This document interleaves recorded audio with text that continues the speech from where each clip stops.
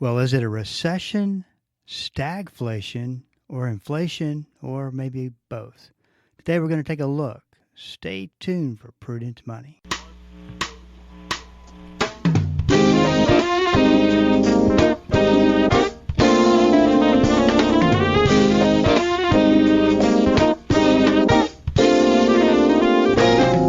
Good afternoon and welcome to the Prudent Money Radio Show. I'm your host, Bob Brooks. Thank you so much for joining me today. You know I do appreciate it. Well, if you got a question for me, please go to the website at www.prudentmoney.com. At the top of the front page, webpage, at the very top of the page is a link that says Ask Prudent Money. Go ahead and click through there and send your question up. We'll get it taken care of for you. It's a great way to get information, and that's one of the big emphasis with us is to have resources for you to help you answer those questions that you do have about money and help you become a better steward of what God has given you. That's all at the website, www.prudentmoney.com. Got a lot of interesting notes and questions about the unemployment numbers and the Bureau of Labor Statistics being fired by President Trump because he didn't like the numbers. And the question is that a system that can be rigged? And rigged is a strong word. I've been watching these for decades, these numbers, and I would say they're massaged and manipulated. But I don't think that those who are that are manipulating these numbers by any stretch are getting that big of a payoff from it. And so you take a look at a situation like the way the process they use today seems to work. The market is used to that process. I don't know of what you could change to make it that much better, because it's all kind of to get a monthly number on unemployment when you're talking probably 180 million working families is that even realistic? So I think that the problem, though, is that if there is any manipulation going on and there is actually an unemployment problem, it's being temporarily hidden.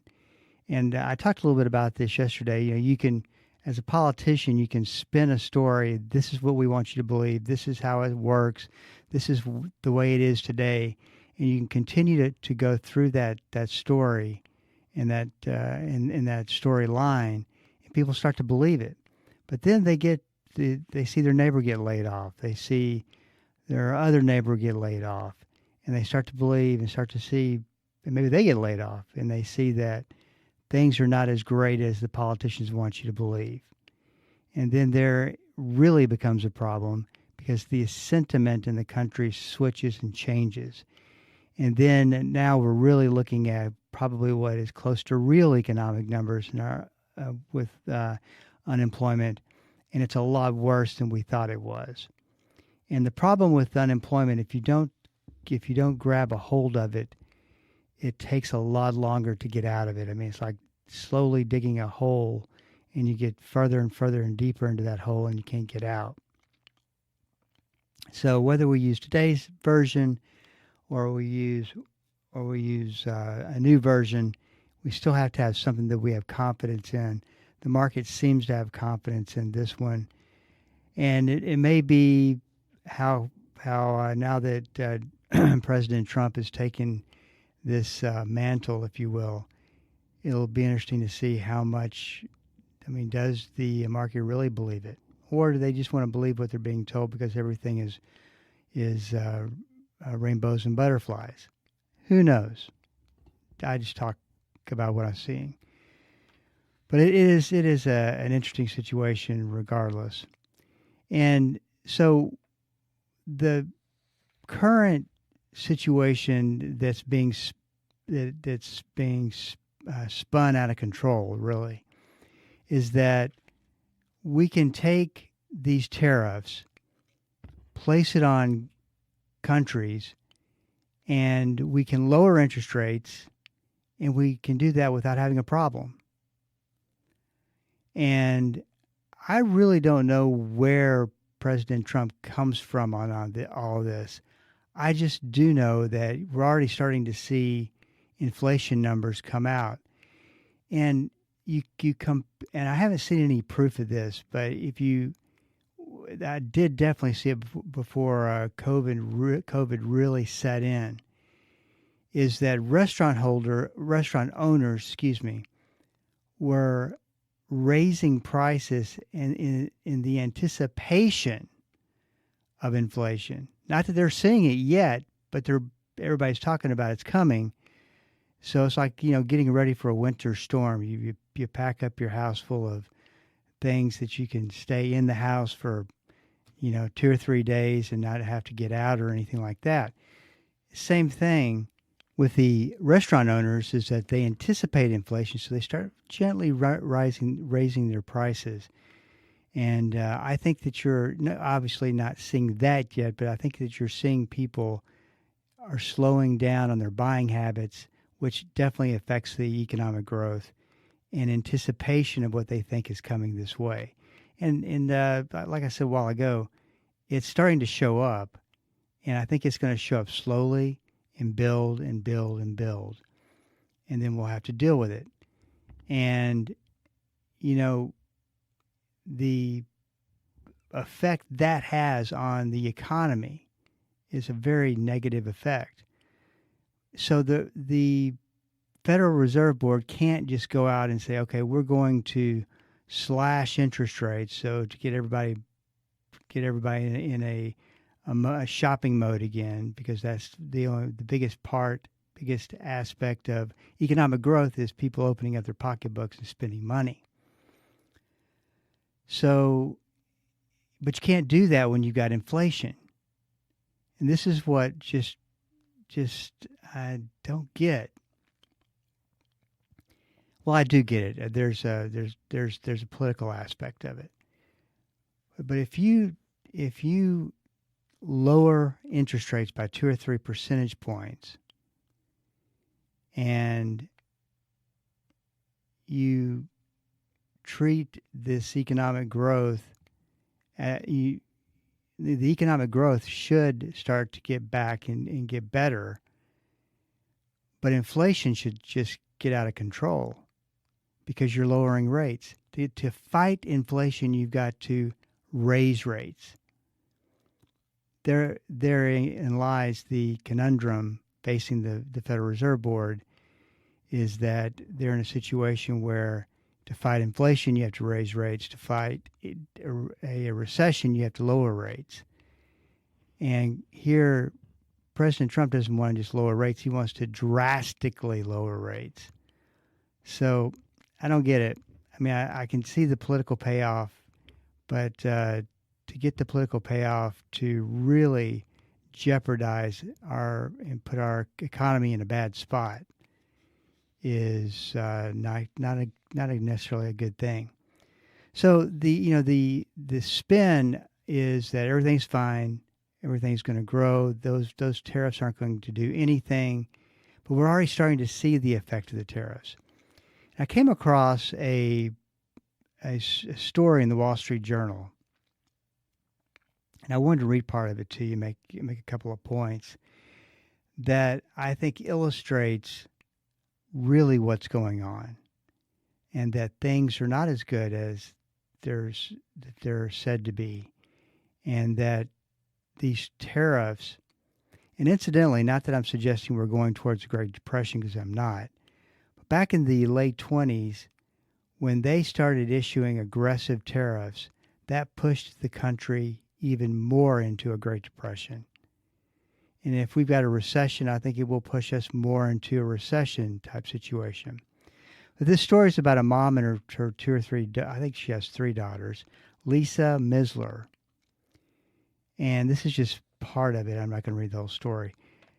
She says her credit cards are maxed out. She's constantly behind on her cell phone bill. She usually pays her $865 mortgage late, like she did around Christmas, to have enough cash to buy her girls extras. In December, she got a letter from the county social services department approving her for $253 in monthly food assistance. Sometimes she thinks, where did I go wrong?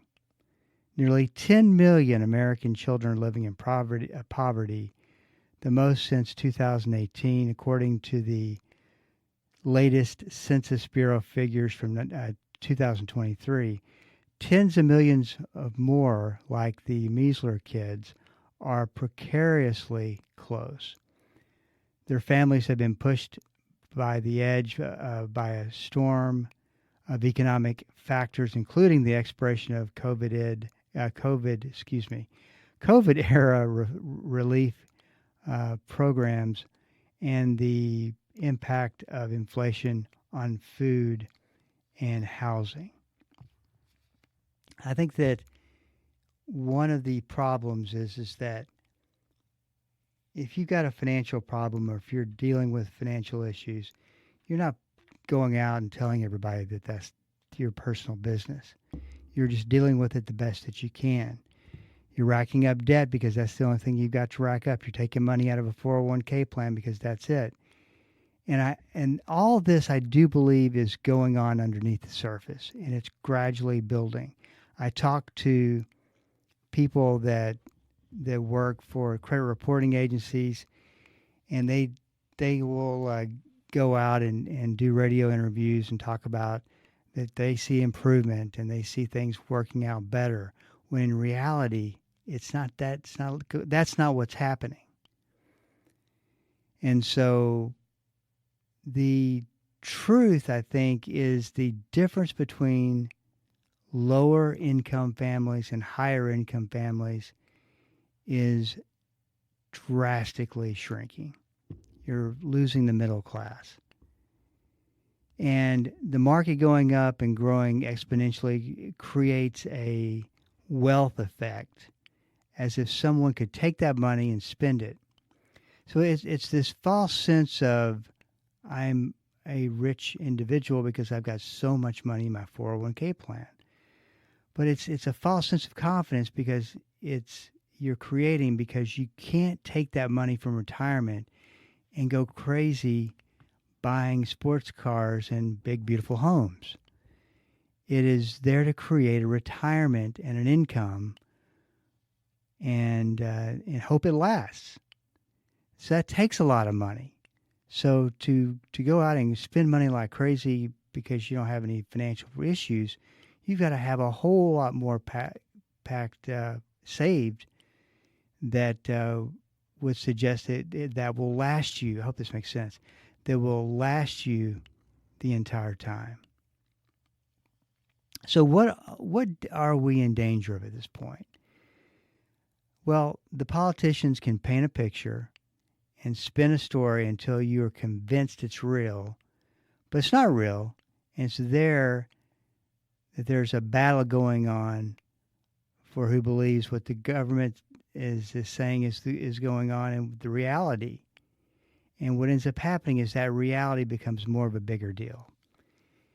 And one side is going to overcome the other side, and the sentiment in this country is going to turn.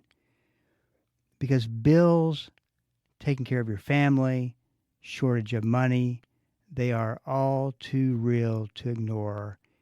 And then at that point, it is a reality. So I find us in a very interesting time period of what they want to do out of Washington, what the situation is growing to, not grown to, but growing to right now. So what can we do?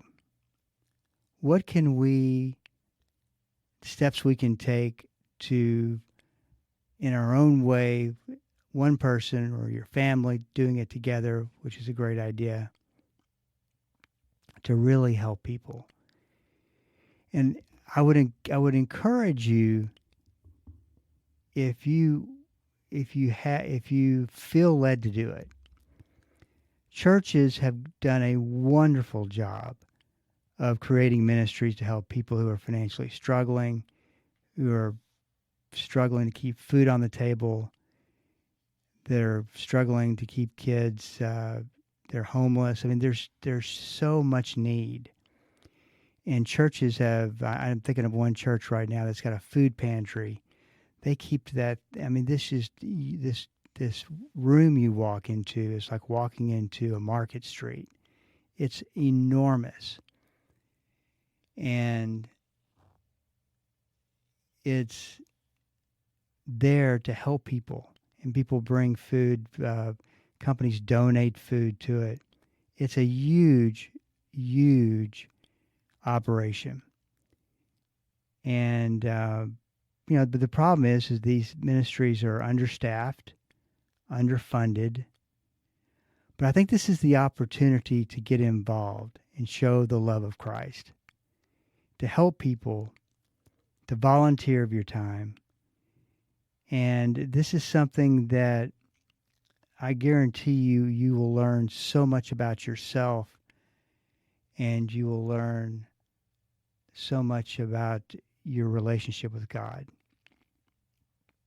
So check into your church or local churches that are desperately needing people to work. Check on your friends, check on your neighbors, make sure everybody's okay. Step up your prayer life. The opportunities as you get involved in people's lives, as you get involved helping and giving back and showing Christ to others, you're going to hear stories, you're going to see situations that you're not going to believe, and you're going to come back with a lot of opportunities to pray for people. And there is nothing more powerful than prayer. And I don't always have the answer. I don't always have the extra resources to do things. And I think that fits all of us.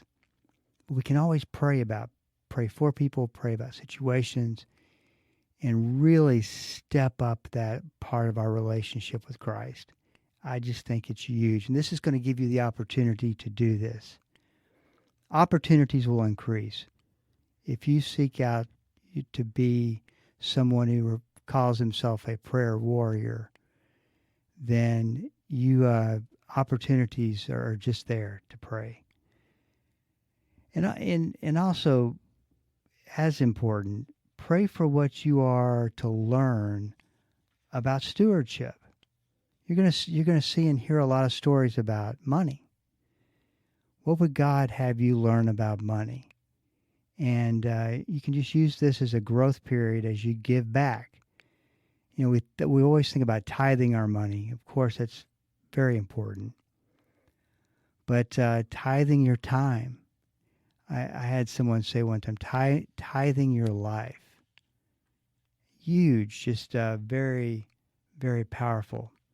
But just had that on my mind, and as a follow-up to yesterday's program, I see a lot of positive in what we're talking about today. There's always positive when you can take steps to impact another, show Christ's love, and change yourself. There's nothing that's not positive about that. Just a few things to think about. Hey, this is Bob Brooks, and you are listening to the Prudent Money Radio Show. Thank you so much for joining me today. I do appreciate it. I was supposed to take a break about 6 or 7 minutes ago. Got too caught up into what I was talking about. So if you got a question for me, just go to the website, www.prudentmoney.com, and I will get your question answered for you. That's on the website, www.prudentmoney.com. As we wrap up today's program, I wanted to go through a couple, if we can get to both of them, a couple of questions that have come through. Because I think people are starting to think about, what if we do have a problem? Too many people talking about recession, too many people talking about inflation. I'm starting to feel it, starting to see it. What do I do in the event that this is, and in all likelihood, if a lot of these various things happen, it will be. What do I do? I don't want it to affect my retirement. And any thoughts? Well, I think that you have to, first of all, you have to make sure that your investments are in a strategy and that you're comfortable with that strategy, and you completely know your risk level. If you're in the type of risk level excuse me, that says, there's just no way I could take a 10% hit on my investments. And I would come back to you and say, well, you have to be willing to take at least a 10% at some point, because that's the way markets work. Hopefully the market will rebound back. The percentages say that it will, but there will be times when 10 turns into 20, turns into 30, turns into 40. I wouldn't let that possibility be the reason I didn't have some real growth-oriented type investments in my portfolio. I would just have a strategy to combat that and prevent that from being a problem. So that's how I would handle it. The second thing is, I would make sure that I understand the types of investments that I have, and that this is just another word for risk, very low beta, meaning they are low risk. They do take risk. You can possibly get growth out of them, but they're low beta. You have to be, and I just talked about this, you have to be willing to take a paper loss. Cash is important to build up. If you have it, if you don't, figure out ways to build cash. And then there's bonds. A lot of times people will gravitate towards bonds and use those as a way to combat risk. Bonds are probably riskier than they've ever been in decades. So you might consider something that is a bond substitute, which is a fixed annuity. Now, unfortunately, we don't have time to go into what the downsides to a fixed annuity, because there's a lot of people. I find people either really love them or they really hate them. There's nothing more basic than an annuity. The fixed annuities, just the bottom line base model annuity, works like a bond. Works like a CD, and you put your money in there. It gains interest. You can take the interest off. You get the money from the fixed annuity back to you. And probably the one biggest downfall is that they have long holding periods. Like they'll go out to 10 years, but of course you get higher interest rates. But we have found that these are really good. And this is not a recommendation, by the way, but that these are really good substitutes for bonds, because of the way interest rates are and the way the bonds have had a tough time.